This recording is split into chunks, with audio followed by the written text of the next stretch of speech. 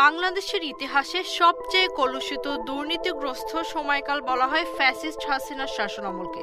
2009 থেকে 2023 সাল পর্যন্ত এই দীর্ঘ 15 বছরে দেশ থেকে $234 বিলিয়ন পাচার হয়েছে স্থানীয় মুদ্রায়, যা 28 লাখ কোটি টাকা। এই অর্থ গত 5 বছরে দেশের জাতীয় বাজেটের চেয়ে বেশি। আলোচ্য সময়ে প্রতি বছর পাচার হয়েছে $16 বিলিয়ন বা 1,80,000 কোটি টাকা।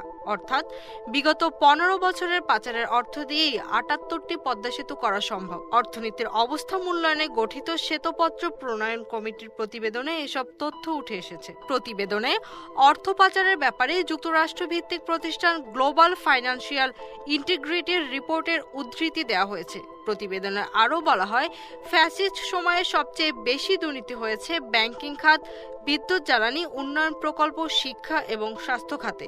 আর এ সময়ের ভয়াবহ এ লুটপাটকে অর্থনীতির টিউমার হিসেবেও ব্যাখ্যা করেছেন বিশিষ্ট জনেরা।